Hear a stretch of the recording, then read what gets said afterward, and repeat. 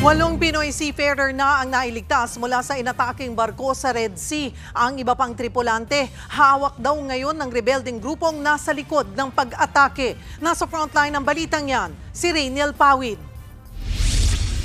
Kita sa drone video na ito ang pagkalat ng langis mula sa barkong MV Eternity Sea habang lumulubog sa Red Sea. Inatake ng mga rebelding Houthi ang barko nitong linggo.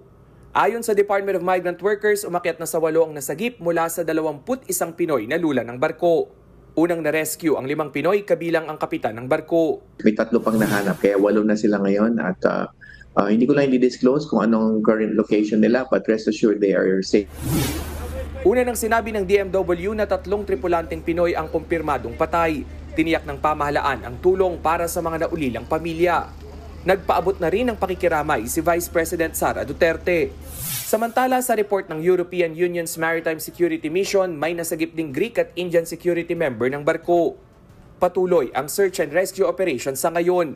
Pero ang grupong Houthi na siya mismong may pakana ng pag-atake, sinabing nailigtas nila ang ibang tripulante at kasalukuyang ginagamot. Hindi sila nagbigay ng eksaktong bilang kung ilan ang nasa kanilang kustodiya.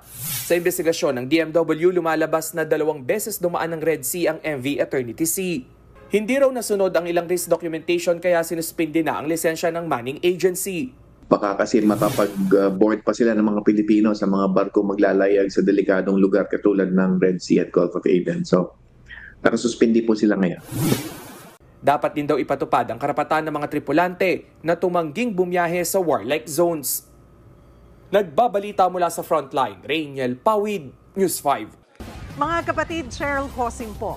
Maging maalam at may pakialam sa mga napapanahong issue at headlines. Mag-follow at mag-subscribe na sa social media pages ng News 5.